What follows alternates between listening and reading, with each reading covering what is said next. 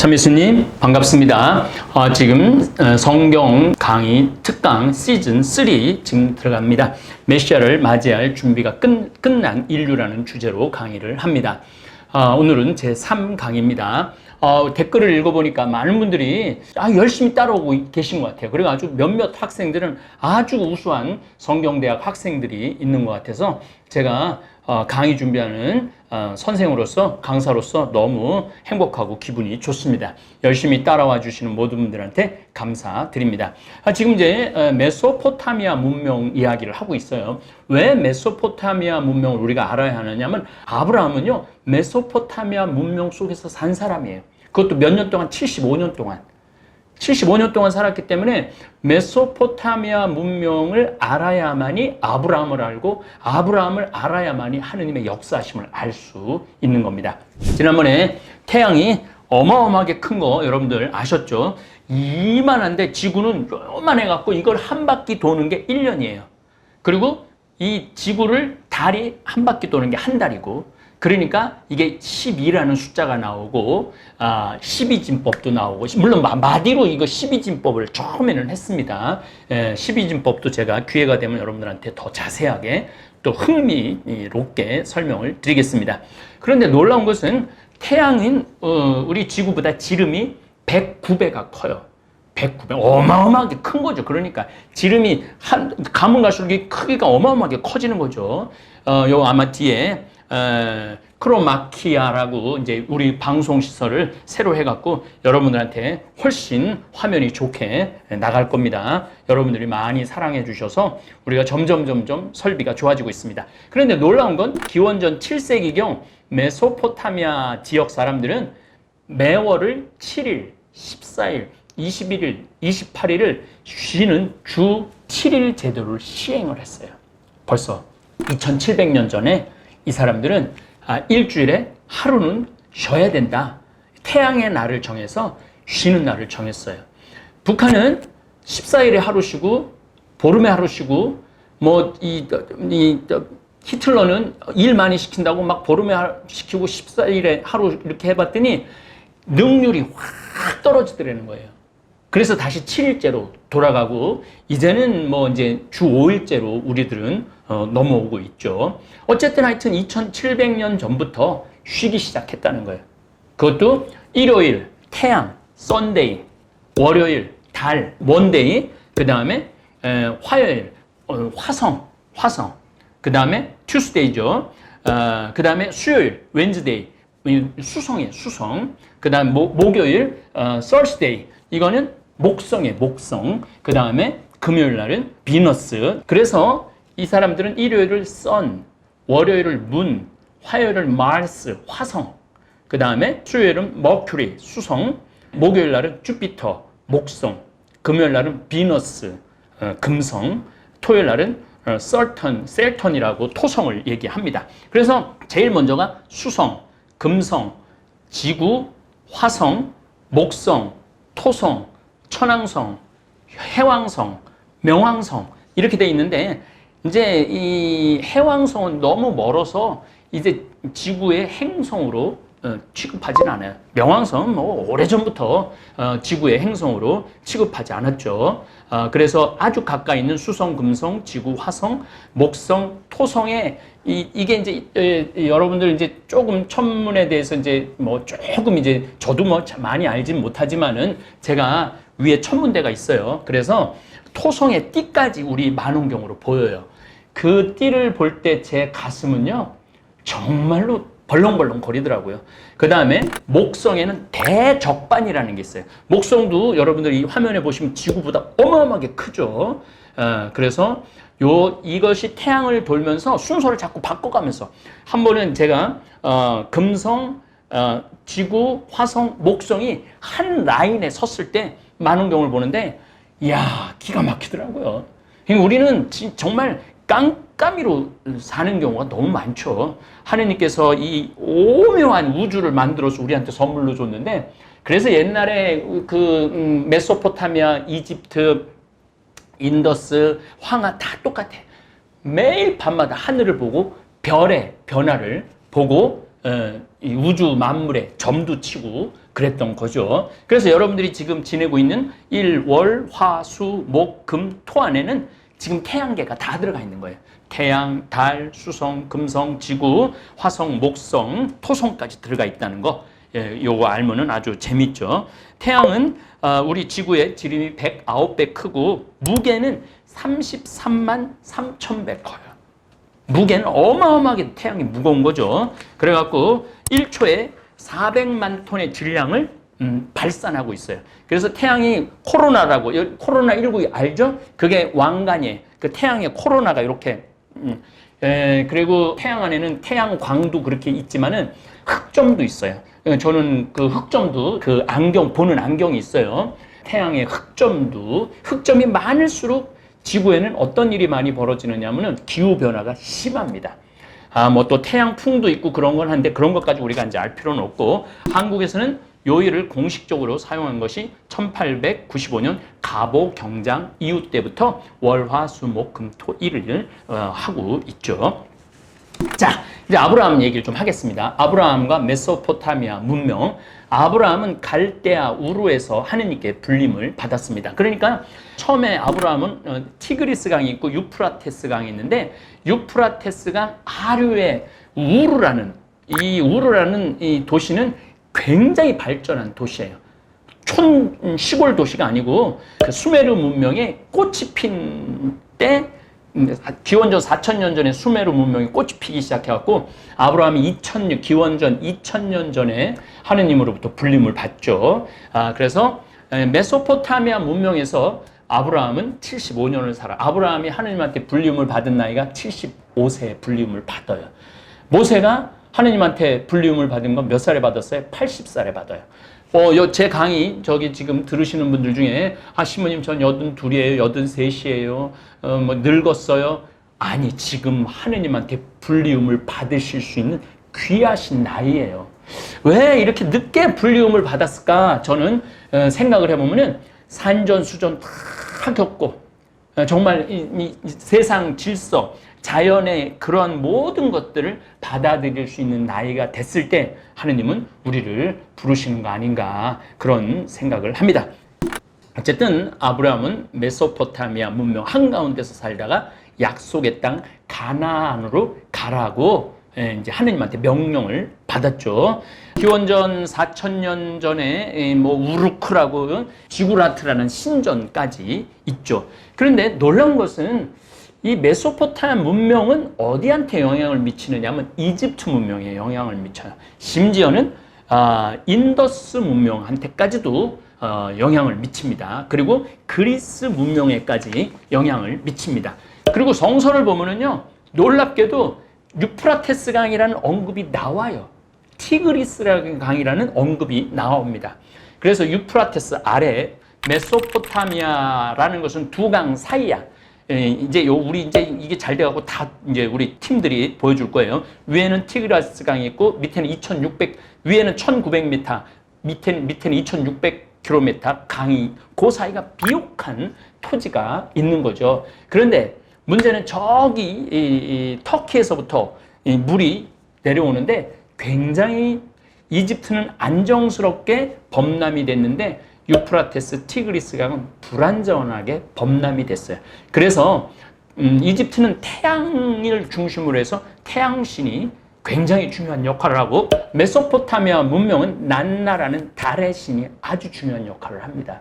그 달의 움직임에 따라서 홍수가 오고 안 오고를 가늠을 했기 때문입니다. 그런데 유프라테스 강에서 관괴의 수로를 이용했어요. 놀랍게도 토기를 이어서 파이프 같은 영양을 해갖고 물을 그 강, 큰 넓은 강에 농사를 지을 수 있도록 했죠. 저도 지금 잠비아에 1,000만 평 그 땅을 받았는데 거기다 농사를 지으려고 그러는데 가장 큰 문제가 뭐냐면 관계 시설이에요. 그러니까 문명이 발달하는데 첫 번째 조건은 강이 있어야 되고 두 번째 조건은 관계 시설을 할 줄 알아야 되는 거예요. 그런데 이 메소포타미아는 그 기본적인 것을 했다는 것이죠. 보리 농사를 지어서 맥주를 인류 최초로 발명한 문명이 메소포타미아 문명입니다. 보리를 져갖고 뭐가 뭐하니까 이게 어떨 때 시큼시큼해서 또 먹어보니까 맛있는 거야. 그래갖고 맥주가 2700년 전, 3000년 전에 맥주가 나왔다는 거죠. 대규모 신전과 궁전을 지을 정도로 토목, 건축 기술이 발달을 했습니다. 자, 토목이라는 건 뭐예요? 여기 평지를 만들어 나오는데 산이 이렇게 솟아 있어. 그런 걸 절개를 하죠. 절개를 하고 또 땅을 넓히고 또 돌을 쌓아갖고 무너지지 않게 하고, 이게 토목 기술이에요. 그러기 위해서는 뭐가 필요합니까? 자, 치수. 이게 몇 센티미터, 몇 메타, 이게 필요한 거예요. 그래서 뭐가 발달해? 수학이 발달한 거예요. 그 천문학은 이게 범람이 할까 안 할까, 어느 때 이게 범람이 되나, 달이 어떨 때, 찰 때, 아니면 뭐 금음 때, 이런 것들을 다 메소포타미아 문명에서 다 만들어내는 거예요. 그런데 메소포타미아 문명은 예수님 탄생 몇 년 전에 탄생을 하냐면 4000년 전에 탄생을 하는 거예요. 메소포타미아 문명은. 그런 문명들이 다 쌓여갖고 예수님이 올 때는 예수님이 웬만한 말하면은 다 알아들을 정도야. 근데 만약에 메소포타미아 문명 이전에 예수님이 와갖고 뭐 33가지의 비유를 말씀을 하고 하늘의 이야기를 하고 진리를 이야기하고 사랑을 이야기하고 윤리를 이야기했다면 몰랐죠. 여러분들 얼마나 이게, 제가 좀 이따 아주 더 흥미로운 말씀을 드리겠습니다. 이제 아브라함은 메소포타미아 문명에 푹 젖어서 살았는데 셈족 가운데 하나죠. 노아의 세 아들 중에 제일 큰 아들이죠. 이 아브라함은 사실은 족장이었다고 말할 수 있어요. 유목민의 족장이었죠. 고고하게 발달로서 당시 점토판 쐐기 문자를 발굴하고 그 문자를 해독해서 3000년 전, 기원전 4000년 전, 기원전 3000년 전의 문명을 이해할 뿐만 아니라 성경에서 나오는 지명이 다 나오는 거야. 성경에서 나오는 지명이. 그러니까 이 성서는 꾸며낸 얘기가 아닌 거예요. 역사 안에서 활동하시는 하느님을 만나시는 거죠. 수메르인들의 천문학은 정말 뛰어났죠. 메소포타미아 문명은 놀랍게도 코페르니쿠스, 지구가 태양이 둥글고 지구도 둥글다라고 하는 코페르니쿠스보다 훨씬 전에 지구가 둥글다는 것을 알고 있었던 문명이죠. 어쨌든 이런 지식은 후대 아카드를 이어서 바빌로니아까지 계승돼요. 그 다음에 아시리아가 나오고 또 신바빌로니아가 나오고 페르시아가 나오고, 그리고 그 페르시아를 정복한 거는 알렉산드로 대왕이에요. 기원전 332년에 정복을 합니다. 이렇게 알렉산드로가 헬레니즘으로 이 그리스 문명을, 이 유대를 정복하면서 예수님은 그 문화권 안에서 탄생을 하시는 거예요. 그래서 여러분들은 조금 멀게 돌아가는 것 같지만은 우리가 꼭 알아야 되는 것은 메소포타미아 문명, 이집트 문명, 인더스 문명, 그리고 좀 멀긴 하지만 황하 문명까지 그래서 공부를 해야 되는 것입니다. 바빌로니아는 유대인을 끝도 없이 괴롭힙니다. 예수님께서 바빌로니아와 아시리아의 관계를 잘 아셨기 때문에 우물가에서 사마리아 여인과 깊은 대화를 통해서 메소포타미아 문명까지 아우르시는 거예요. 왜? 북이스라엘은 아시리아한테 멸망을 합니다. 근데 북이스라엘은 아시리아가 722년에 멸망을 정복을 하고 난 다음에 그 유대인을 전부 다 이방 지역에다 갖다 전부 다 다른 데다 이주를 시켜요. 그리고 아시리아에 있는 사람들을 유대 땅에 살게 해요. 그래서 혼합종이 돼요. 그래서 사마리아 사람들을 유대인들은 개보 보는 거야. 절대 선민이 아니라는 거죠. 야곱의 자손인 거지 이 사람들은 이삭의 자손은 아닌 거죠. 그런데 예수님이 앞으로는 이산 저산 할 거 없다. 하느님 영으로 경배하는 날이 올 거다. 이 얘기는 벌써 아시리아 역사도 알고 계시고, 아시리아는 722년, 그 다음에 바빌로니아가 남유다가 망할 때가 587년. 그러니까 이게 예수님이 한 말씀이요. 그래서 제가 성서 구절 한 구절이요. 이게 이제 제가 사복음을 이제 한번 설명을 드릴 거예요. 놀라운 신비가 들어 있죠. 이 메소포타미아 문명에서는 학교를 세워서 제도화했어요. 학교를 세워 한 학생이 쓴 쐐기 문자 해석이 나왔는데, 학교에 늦었다. 반장한테 매를 맞았다. 선생님한테 매를 맞았다. 내가 글자를 잘 쓰지 못해갖고 매를 맞았다. 아버지한테 이야기를 했다. 선생님한테 뇌물을 좀 주라고. 그래서 선생님이 우리 집에다가 초대를 해갖고 맛있는 걸 먹이고 뇌물을 줬다. 그랬더니 다음에 선생님이 다음 학기의 반장은 네가 될 거다. 그리고 성적도 좋게 받았다. 이게 일기가 쓴 게 나왔어요. 그러니까 굉장히 학교 교육이 완전했다는 거죠. 메소포타미아 문명 안에. 그 다음에 박기를 사용했다는 거예요. 이게 정말 대단한 거죠. 그래서 태양과 달과 박기, 이 모든 것들이 어우러지는 문명인 거죠. 유대인과 인접 국가로서 교육을 가졌기 때문에 유대인들도 문화가 바로 메소포타미아 문명으로 굉장히 높게 올라가는 거예요. 그래서 헤브라이즘이 나오는 거예요.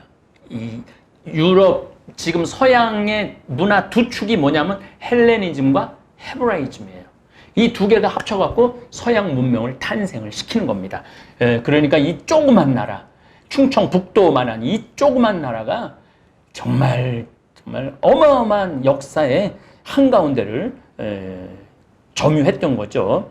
인도의 인장, 도장이 메소포타미아에서 발견될 정도로 이 문명의 교류가 굉장히 심했다는 것이죠. 이스라엘 민족은 아브라함 조상이 어디에서 왔는지 잘 알고 있었어요.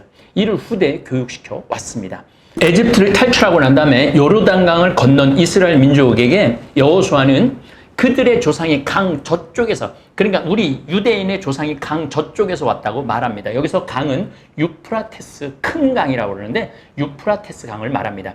여호수아 1장 4절에 이렇게 나와요. 광야에서 레바논을 거쳐 큰 유프라테스 강까지, 그리고 히타이트, 철기 문명을 일으킨 민족이죠. 히타이트 사람들의 온 땅과, 히타이트 사람이라는 건 나중에 이집트를 정복을 합니다. 온 땅과 해지는 쪽 큰 바다까지, 지중해까지 너희 모두 너희 영토가 될 것이다. 여호수아 1장 4절. 구약 성서는 고대 문명과 절대적 연관성 안에서 기록된 책이죠. 그래서 제가 성경 강의 시즌 1, 시즌 2, 시즌 3가 성서를 직접 언급하지 않으면서 그 주변의 역사, 문명을 말씀을 드리는 거죠. 그러니까 지금 비옥한 초승달 지역이 나옵니다. 상 이집트, 하 이집트가 나오죠. 그 다음에 레반트 지역, 시리아, 레반트 지역이 나오고, 그 다음에 아시리아, 메소포타미아 문명, 이게 비옥한 초승달이에요. 비옥한 초승달. 인류 문명이 시작한 정가운데 누가 있었어? 유대, 팔레스타인 땅이 있었다는 거죠. 그러니까 하느님께서 유대인을 선택하고 그 땅을 선택한 이유가 있어요. 모든 문명이 지나가는 곳이기 때문에 하느님의 말씀을 알아들어 먹을 수 있는 민족이 유대 민족이라는 거죠. 저는 이거 깨닫는데 한 30년 걸렸어요. 여러분들, 제가 이거 여러분들한테 정말 어마어마한 신비를 말씀드립니다.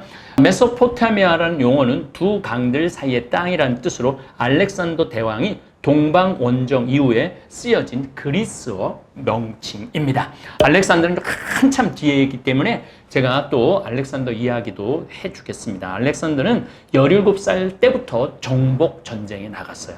하여튼 아주 어떻게 보면 위대하지만 아주 잔인한 정복 왕이었죠.